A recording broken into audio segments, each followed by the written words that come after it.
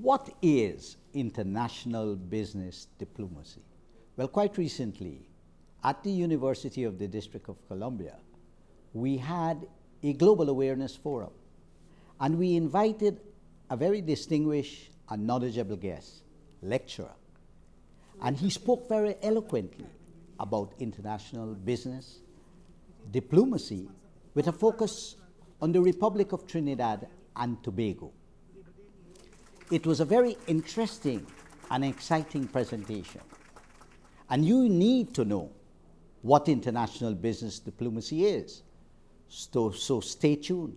Carib Nation is up next.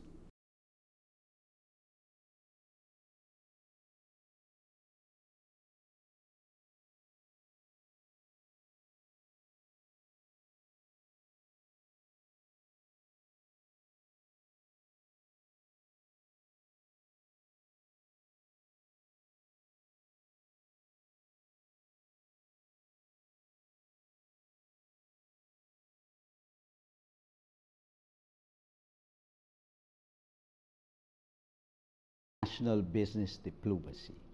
As I said, we recently had a forum here at the University of the District of Columbia, and the Global Awareness Forum was sponsored by the School of Business and Public Administration. We had the dean, we had the chairs, the faculty, students, all participated to listen to a very good presentation done by Dr. Neil Parsan. He is the ambassador of Trinidad and Tobago here in Washington, D.C. to the United States, and to a representative at the Organization of American States. Now, it was very interesting, the feedback we had, because people usually speak about international business and they speak about diplomacy, but they treat it as two separate things. We are going to show you some clips on that event. Please have a look.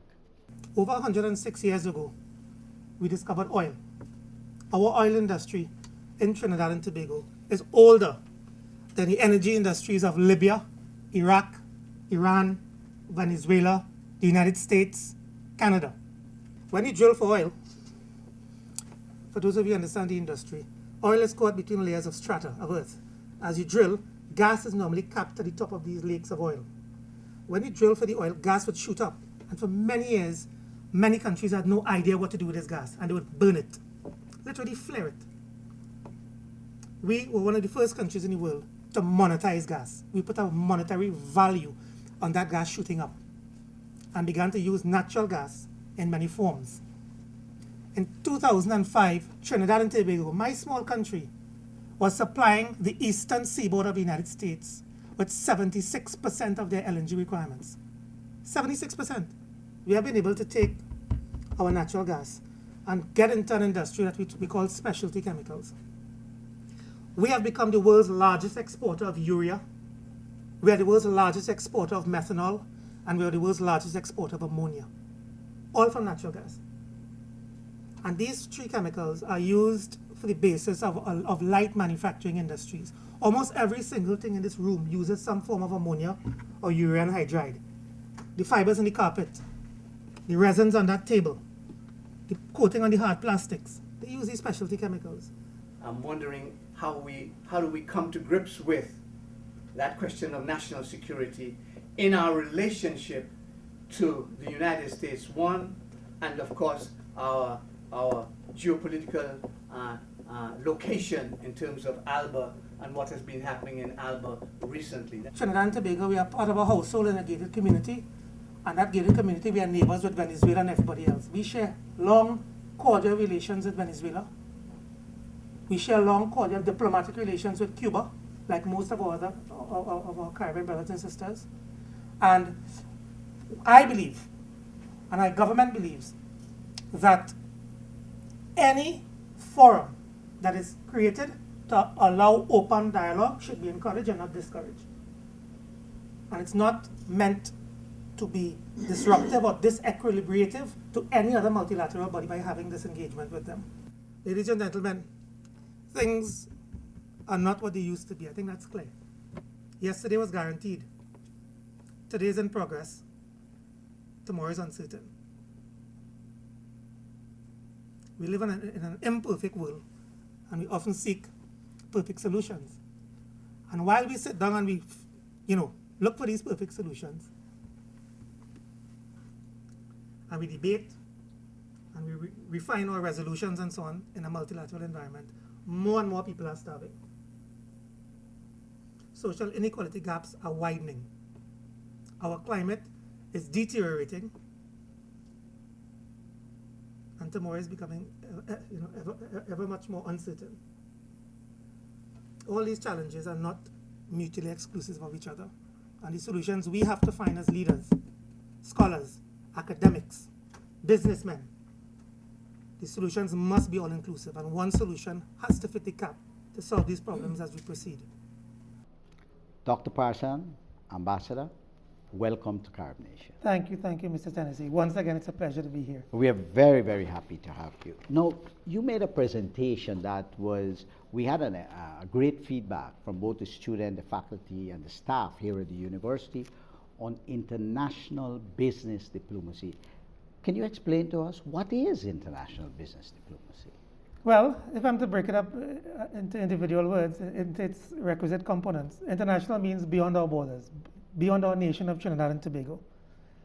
Business in and of itself is the conduct of trade, commerce, intra-firm, even intra-country, negotiations and transactions.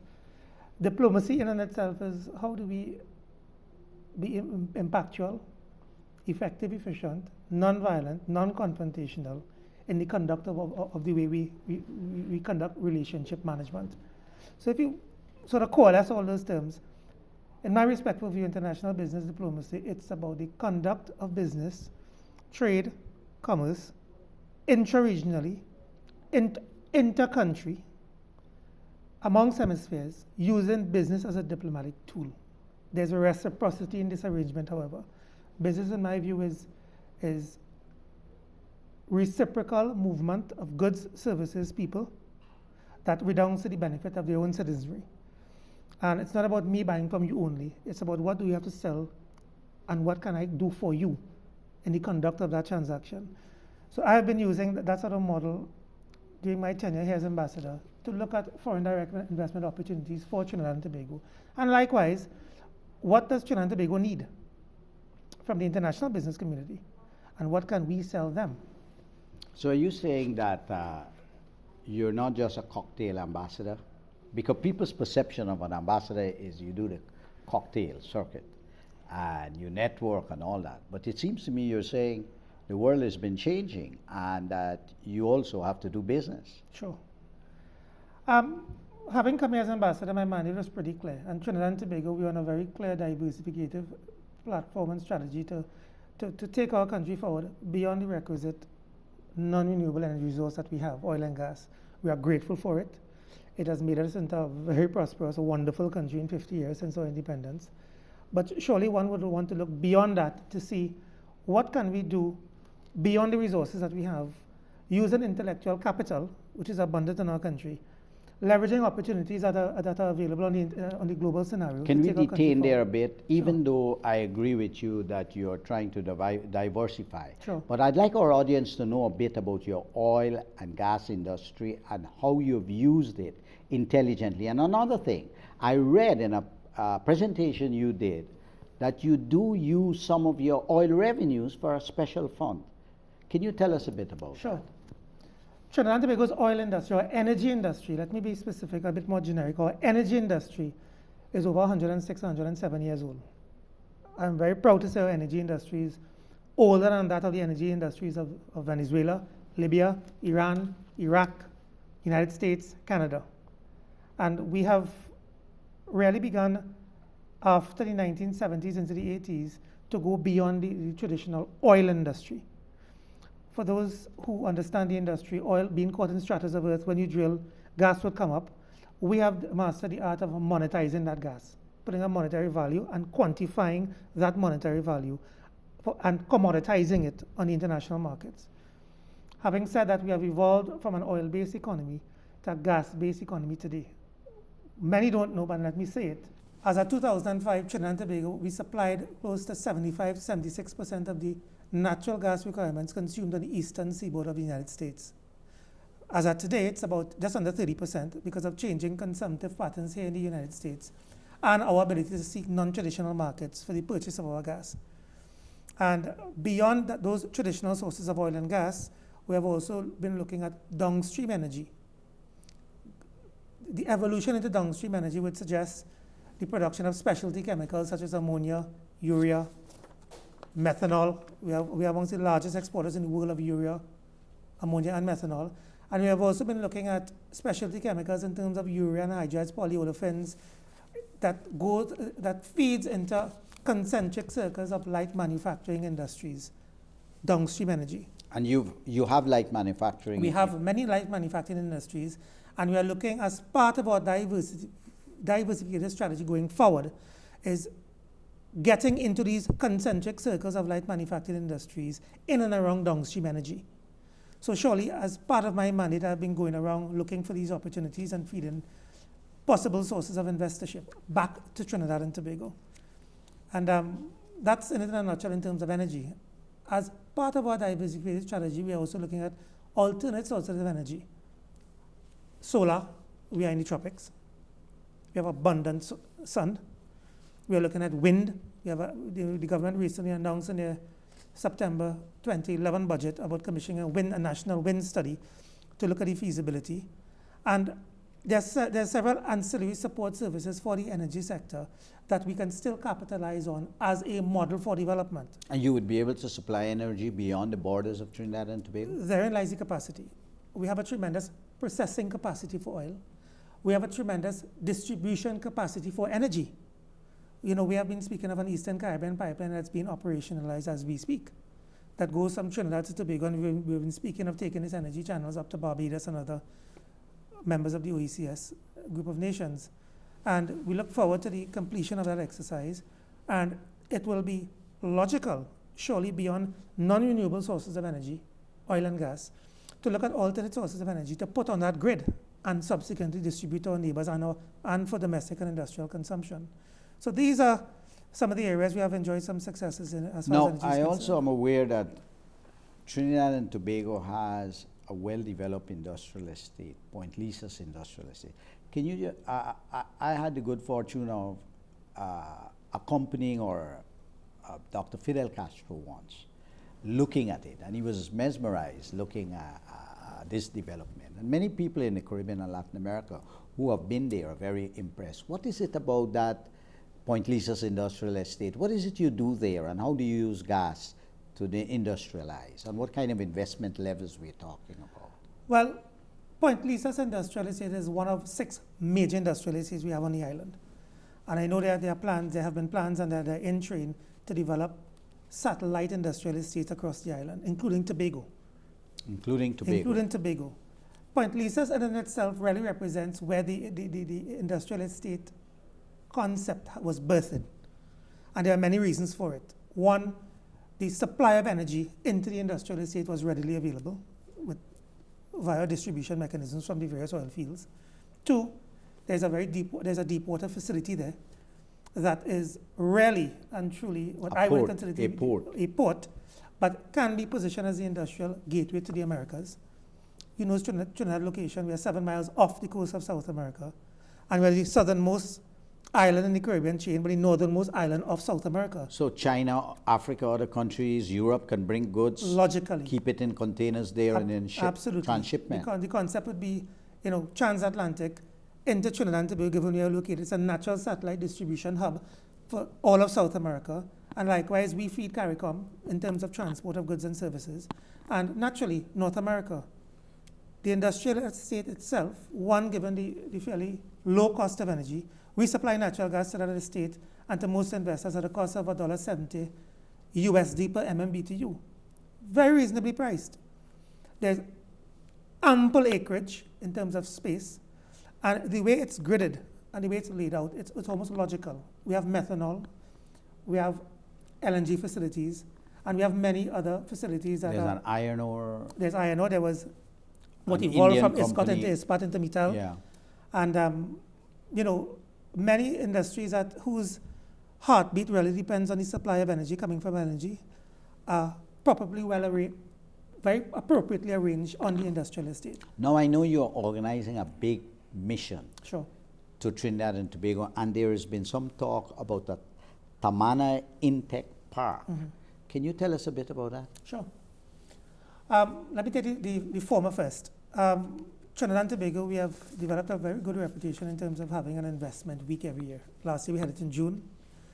This year it's in May. So it's called an investment week. It's an investment week. Last year, I'm proud to tell you, our Prime Minister, the Honorable Kamala Prasad Bisesa, was chair of the Commonwealth. So during that time, we conducted what we termed a Commonwealth Investment Week on a Monday and a Tuesday. And normally, the end of the Commonwealth Investment Week feeds the beginning of the Trade and Investment Convention that runs 4 to 5 days.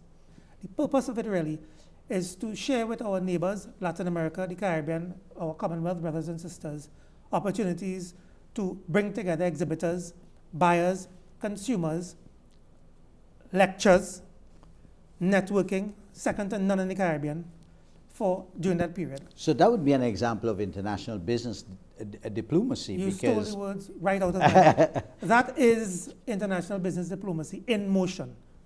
And it's happening in Trinidad and Tobago. And we have annualized this event.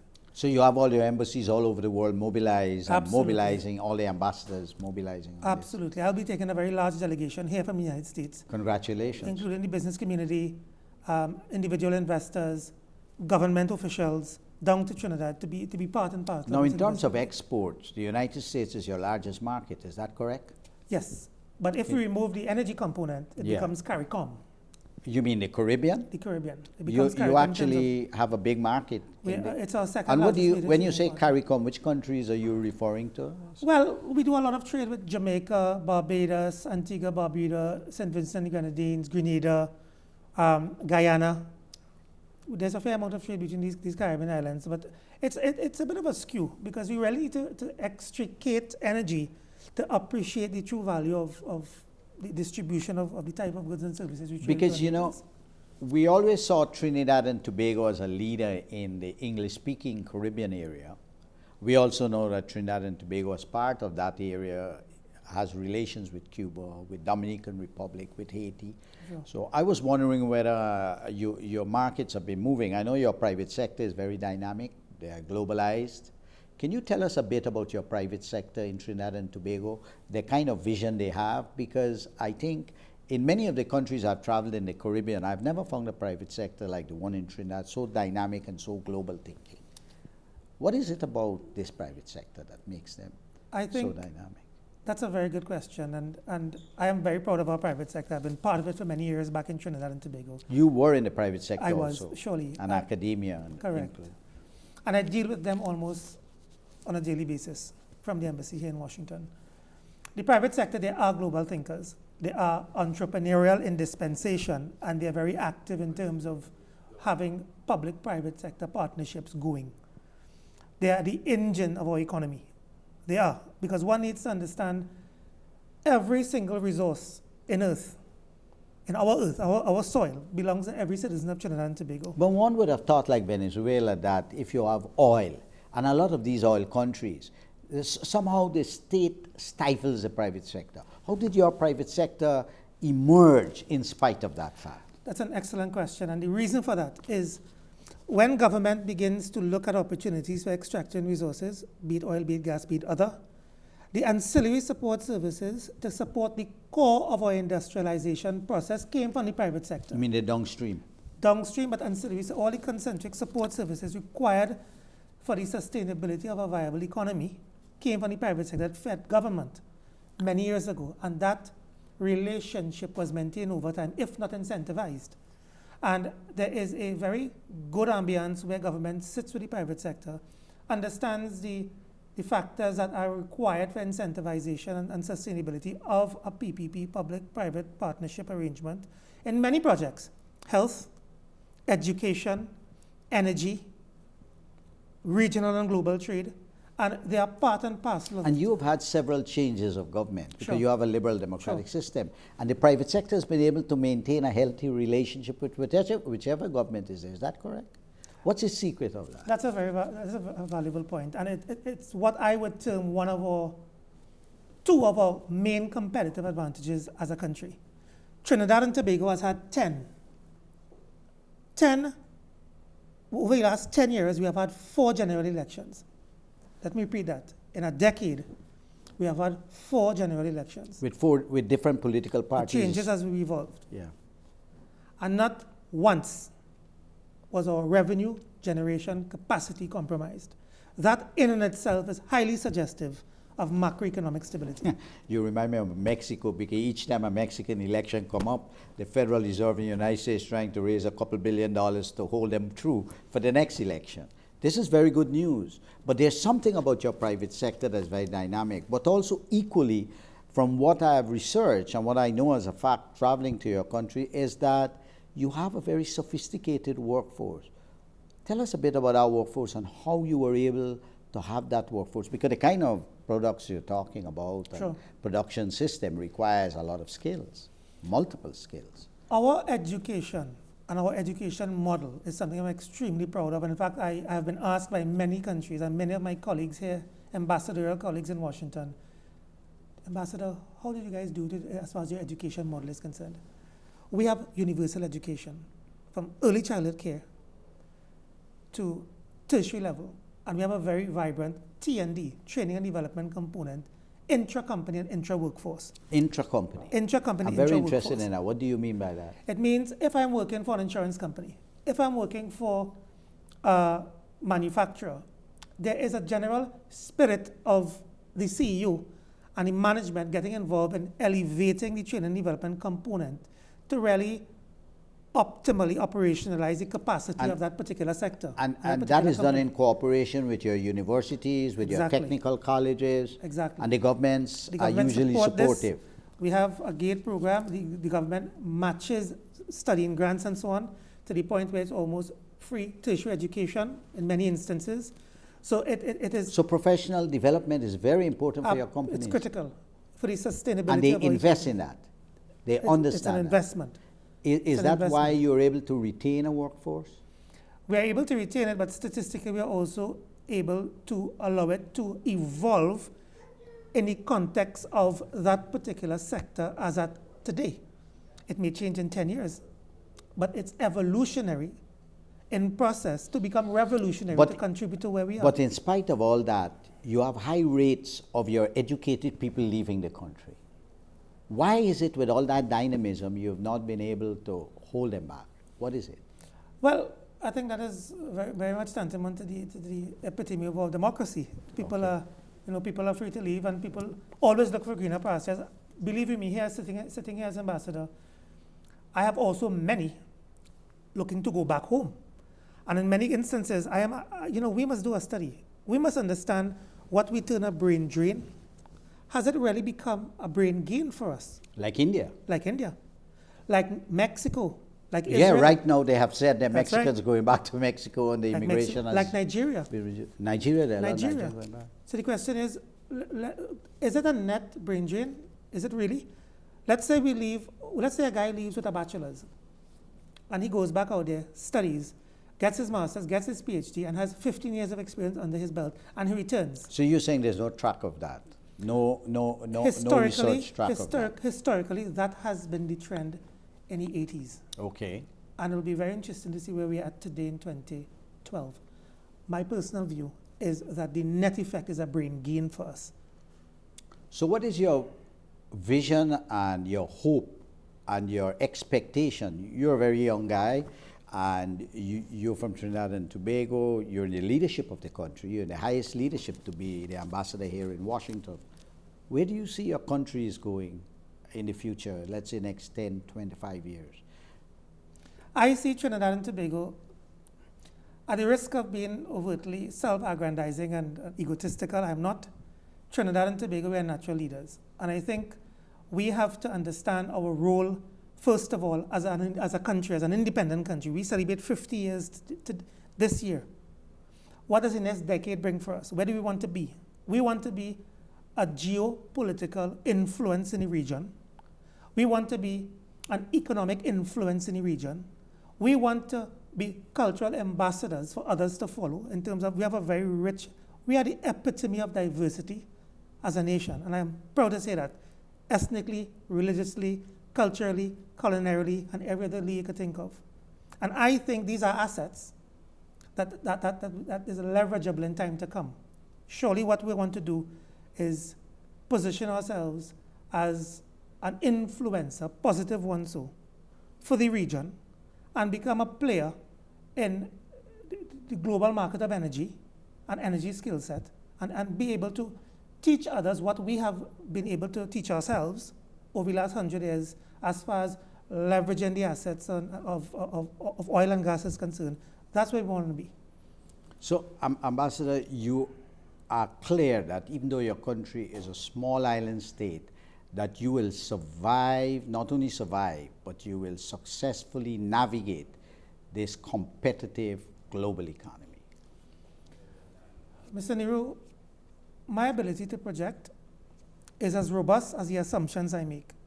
And if we are to assume that we are going to have the intellectual capacity, if we are to assume that we will use our resources judiciously and not wastefully, if we are to assume that we can influence others, I would say so with absolute conviction, yes. And that is as robust as my assumptions can become. Well, you know, since we met you in Carib Nation, we believe you won the hopes of the Caribbean. So we are looking forward to hearing from you not only today and tomorrow, but the day after too. So we need many of you, people like you, that, you know, because your presentation here at the university was very impactful in the sense that you combined youth with knowledge, with articulation, you know, with experience, because you've worked both in academia and private sector. And many people have said about you that you're also a grassroots guy, which is good, keeping the common touch. So we know now what is international business diplomacy. We have had a very good conversation with Ambassador Dr. Neil Parsan from Trinidad and Tobago. We look forward to many more encounters with Dr. Parsan, and we look forward that in the Caribbean we will find more young leaders like Dr. Parsan, both men and women, to lead the Caribbean, because at this point in time, not only Trinidad and Tobago, but all the countries in the Caribbean and perhaps all the countries of the world are facing great, great challenges. A world that is in great transition. Nobody knows what its final destination is, but it's one of the great epochs of our times, a world in transition. And it's very enlightening, very insightful, and very helpful that there is a little country like Trinidad and Tobago, which in spite of its size, like Singapore, is making a name for itself and is navigating. Until next time, I'm Paul Nehru, Tennessee, for Carib Nation.